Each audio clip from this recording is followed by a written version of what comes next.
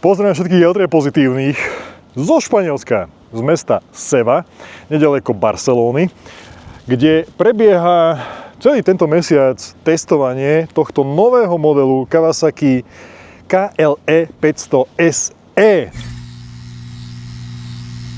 Vyzerá fakt, že dobre. Údajne by sme mali zajtra spraviť nejakých 187 km, kombinovanie cesty aj terén. A podľa toho, čo som videl, keď umývali tie motorky, keď som tu bol pred chvíľou vonku a keď došla tá skupinka a potom dávali tie motorky do pucu, aby na zajtra boli takéto pekné, čisté, naleštené, tak vyzeralo to, že fakt jazdili nejaký pekný terénček, takže som veľmi zvedavý na to.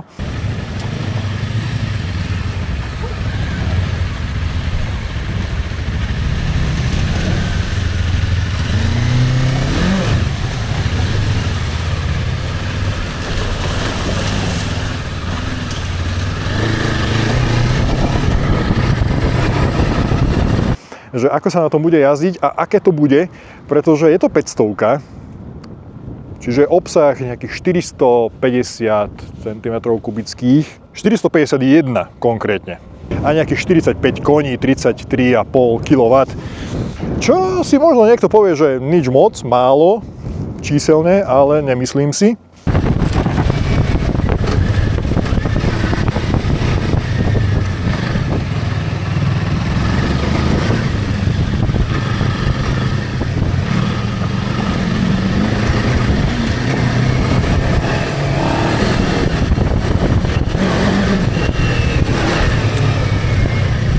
Čo o tomto dvojvalci píše priamo Kawasaki. Lebo technické dáta ja väčšinou sa neučím naspamäť. Mňa to nezaujíma, ale viem, že vás, ktorí sa o tú motorku zaujímate, tak vás to asi zaujíma. Ja sa o ňu tiež zaujímam, ale mňa zaujíma to, ako jazdí. Nie je to, že aké má čísla. Tie rajdy by mohli byť trošku vyššie inak. Ale keď sedíš, sú dosť vysoko. Ale takto, keď stojím, veľakrát sa stáva, že motorka, ktorá má nižšie čísla, jazdí lepšie ako motorka, ktorá má vyššie čísla. Vieš, čo myslím? Jednoducho môže byť tá motorka s vyššou váhou, ale má dobre uložené ťažisko a dobre sa ti tá motorka ovláda. A môže byť motorka, ktorá je síce ľahšia, ale ergonomicky ti nesedí, lebo sa na ňu nezmestíš, nevieš na nej sedieť a podobne.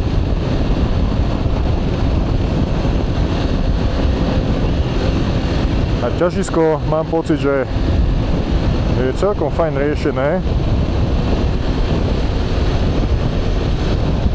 lebo má tá motorka nejakých 195 kg, ak sa nemýlim, ale ovládateľnosť je fajn.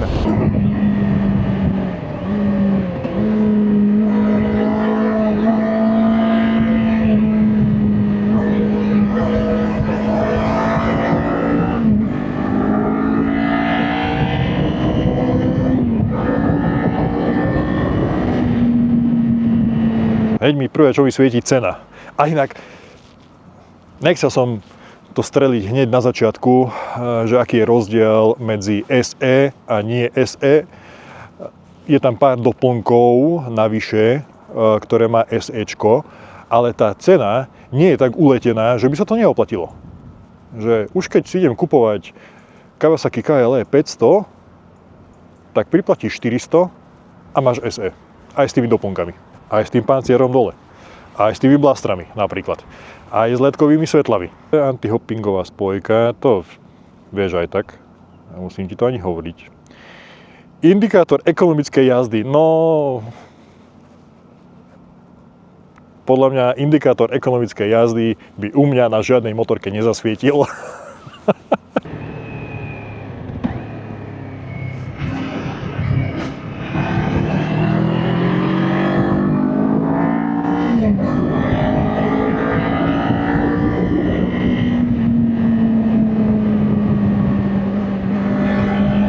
Spotrebu 4 litre na 100 km, čo nie je zlé, keď už sme pri tej spotrebe. DOHC, 8 ventil, kvapalinou chladený dvojvalec s objemom 451 cm kubických, 33,4, čiže 45 aj trošku, 45,4 koní pri 9000 otáčkach. Tak vpredu je len jeden kotúč, nejaký 300 mm a vzadu 250, tak vpredu ako aj vzadu dvojpestíkové brzdiče. Zatiaľ som nemal pocit, že by tie brzdy boli slabé, že by som potreboval nejaké silnejšie brzdy, lepšie. A to, ako môžeš vidieť, v začiatku, keď sme vyrazili, tak som si myslel, že pôjdeme tak, že na striedačku jeden vpravo, druhý vľavo. Počkaj, vo fúka. Tak si to zavriem trošku. Že jeden vpravo, druhý vľavo a pritom aj za touto slečnou, keď som išiel predtým, tak ona strieda tú stopu, jak ja pesničky na Spotify, keď prepínam. Takže občas bolo treba si pribrzdiť, aby som neskončil na jej zadnom kolese, aj keď som sa snažil si nechať nejaký odstup. Ale inak je to akože, pravím, dobre, brzdí to. Aj tie gumy celkom držia na to, že je vlhko, chladno. Sem tam bolo šmiklavo. Raz bolo, že som cítil, že zadok mi šmyklo a raz na nejakej šotolinovej, takej kratšej ceste, čo sme išli, tak ten predok mi tam šmyklo, ale tá hmla je extrém. Odpruženie 43 mm, 21 vpredu, 17 vzadu, svetlá výška 185 mm, výška sedadla 870 mm a váha pohotovostná, čiže full natankovaná so všetkými kvapalinami, by mala mať, že 195 kg. Toľko asi v skratke o technických dátach, nejakých číslach a ja navrhujem, že by sme si tú motorku išli konečne vyskúšať, ako jazdí v reálnych podmienkach, tak na cestách, ako v teréne.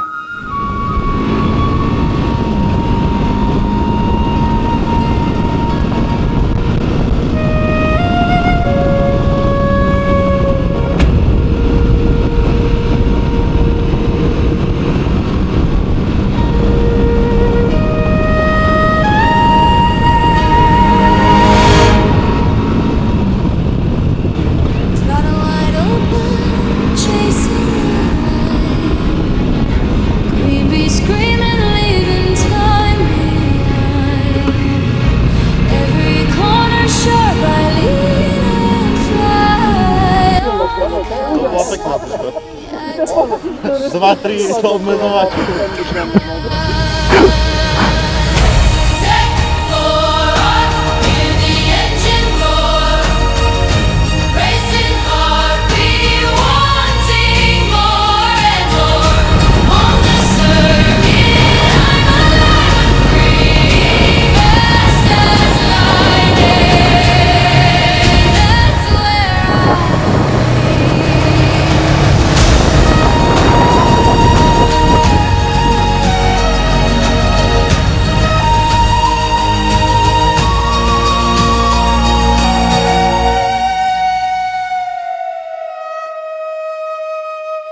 Pozdravím všetkých jatrej pozitívnych. My sme sa zo Španielska medzičasom s Timom z Motoshop Žubor presunuli na výstavu do Incheby. My sme spoločne jazdili v Španielsku a pretože Timo je taký poloprofesionálny jazdec alebo profesionálny jazdec, určite viac než ja, ktorý vie viac ťahať za plyn a hlavne aj v tom lese, tak preto som si ho pozval, že by sme na záver spoločne obkecali tie naše dojmy z tej motorky, ako to v tom Španielsku prebiehalo. Takže, Timo, koľkokrát si chytil spodok? Ja viem, že je to blbá otázka, počkaj. Každý na internete rieši to, že tá motorka je nízka. Čo ani pôvodná KLčka, ktorá bola pred 18 rokmi, nebola nejaká vysoká motorka. Nej? Toto nie je veľké veľká enduro adventure motorka, je to úplne iná kategória. Je to hlavne taký entry level, No jasné. by sme to tak mohli nazvať, čiže treba podľa toho to riešiť. Ale ja som si všimol, že na internete všetci riešia to, že tá motorka je nízka, že tu budeš ťahať po zemi a podobné blbosti. Akože rád by som to vyvrátil, túto teóriu, pretože za celý deň, čo sme išli, akože podľa mňa aj, že dosť ťažké terény, zároveň aj cesty a tie terény nešli sme úplne, že pomaly, Áno. tak mne sa to stalo, že možno raz, hej? A to bolo tiež v takej, že blbšej situácii, že som akurát preskakoval a pri plne prepruženej motorke som to šúchol, ale tiež tam bol taký hub, čiže... No a preto hovorím, že som si ho sem pozval, lebo on jazdí trošku ináč než ja. Hej. Mne sa to nestalo. Ja som počul len kamene, že mi búchajú o ten plech. Kamene počuť, ale vravím, ako mohol by som fakt, že vyvrátiť túto teóriu, že je to nízke a... Aj keby sa to stalo. To je napríklad rozdiel medzi SE a sériovou verziou, že tá SEčka okrem toho, že to má blastre, že to má ledkové svetla, tak má aj ten šúsplech pod tým, lebo počítajú s tým, že ty s tou motorkou pôjdeš presne buď v takéto teréne, alebo pôjdeš s tým do lesa, alebo proste niekam, alebo na ryby. Kam ešte idem? Na ryby. Na ryby, no jasné. Však dáš udicu a ideš. do batohu a ideš, čo viac si treba ku šťastiu. Takže nie je tá motorka tak nízka, jak veľa ľudí to rieši na internete, ktorí na tom ešte ani nesedeli. Tak. Jedna vec. Druhá vec je brzdy. Za mňa tie brzdy úplne dostačujú tomu výkonu tej motorky a vlastne aj k tomu, na čo je tá motorka určená.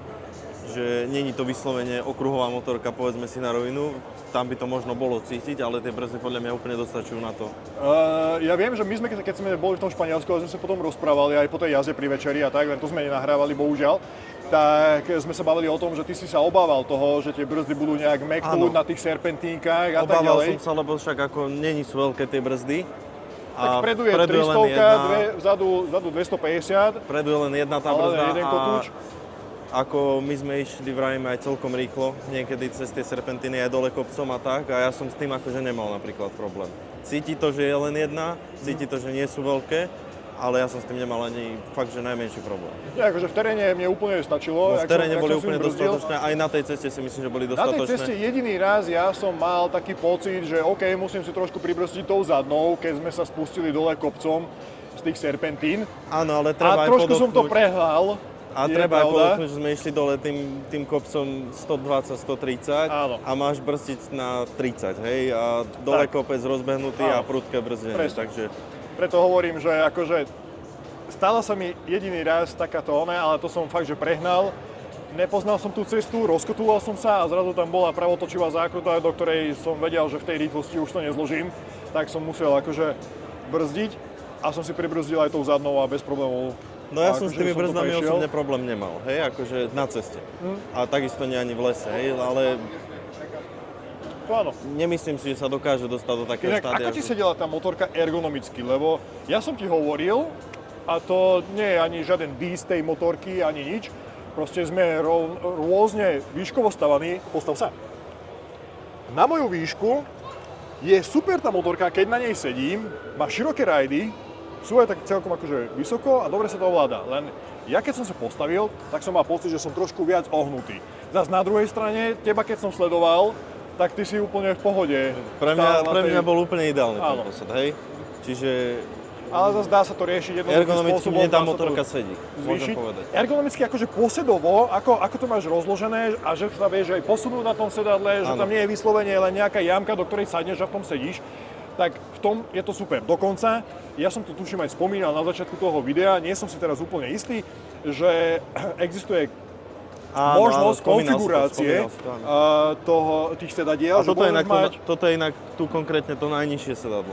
Áno, že toto je to nižšie, aj vpredu, aj vzadu. Potom máš možnosť, že máš... potom ukázať, tu je normálne sedadlo, hej, na tejto oproti tomuto. Ale že môže si to nakonfigurovať, že môžeš mať vpredu nízke, vzadu vyššie, alebo aj vpredu, aj vzadu nižšie, alebo vyššie, aj vpredu, aj vzadu. Áno. Čiže máš rôzne permutácie toho, kombinácie. Ako si to vieš nastaviť. A pre koho by si ty odporúčal tú motorku? Za mňa je to úplne, že najlepší entry level do adventure sveta motoriek.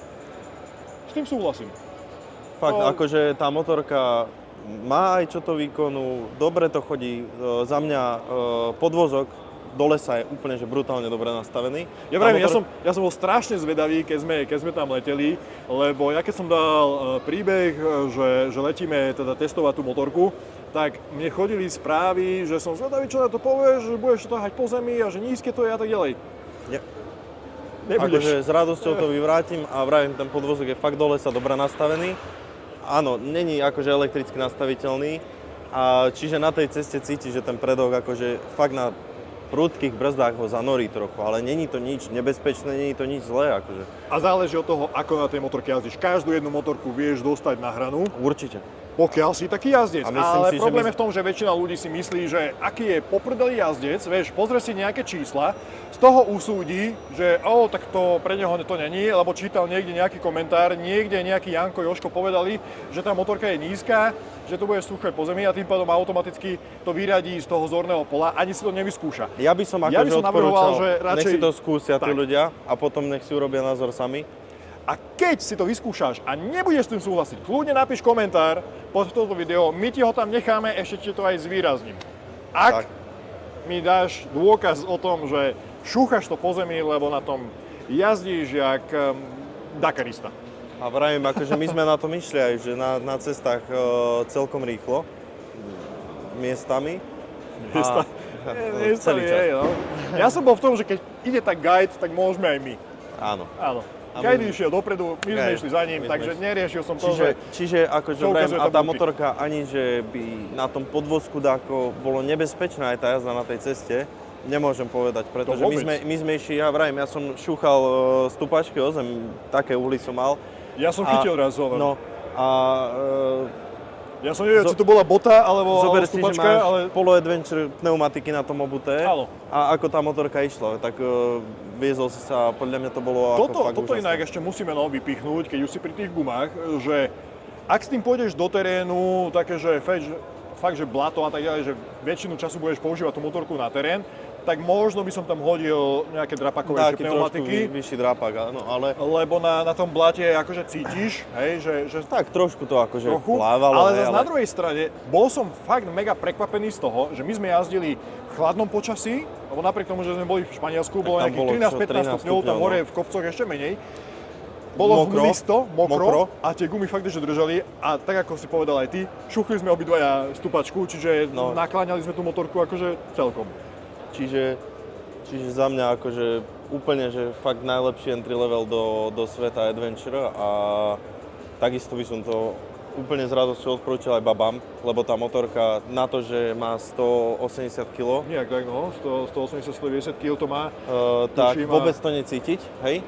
To ťažisko je celkom fajn uložené. A ak vieš, tak keď som tam raz zastal, ja som tú motorku aj položil na zem, lebo som nemal ako dať stojan. Áno. A takto som ju chytil a zodvihol akože úplne bez problémov naspäť hore, hej? Čiže fakt necítiť tú váhu na tej motorke. To sa môžem strihnúť, nemal som v pláne dávať záber z toho, ako si sa išiel vycikať, ale strihnem ten záber z toho, ako si tú motorku položil na bok a potom si ju dvíhal, lebo presne to ukazuje to, že tá váha nie je nič strašné, jedna vec. A druhá vec je, že budeme veľmi radi, ak prídeš sám, pozrieš si tú motorku, dajme tomu naživo, vyskúšaš. Sadneš si na ňu. Alebo potom prídeš priamo do vašich predajní a vyskúšaš si tú motorku v rámci testovačky, predvádzačky naživo a vieš si urobiť o tom vlastný názor. Tak ako aj ostatné modely Kawasaki. Tak akože nemám čo vytknúť osobne tej motorke, pretože entry level, ako hovorím, a povedal by som, že úplne s čistou rukou na srdci aj taký stredne pokročilý. Vyskúšaš, uvidíš. Vidíme sa v ďalšom videu. Nezabudni nám potom v komente dať nejakú reakciu, že ako sa ti táto motorka ľúbila. My ideme ďalej makať. Ahoj tati, vidíme sa v ďalšom videu. A ešte jednu vec si podľa mňa zabudol. Ahoj. Nie. Že odber, like a koment, nie? Tak, odber, like a koment. Aj na Motoshop Žubor, aj na Motostore.sk, aj na Kawasaki Banská Bystrica. Tak. A všade, kde nájdeš nás, dvoch hlavne. Lebo vidíme sa. My dvaja stojíme za to, že by si nás sledoval. Jasne, vidíme sa. Ďakujem ti za krásny zážitok v Španielsku. Podobne. A tú vaňu spoločnú. Je. A o tom sa nehovorí nahlas.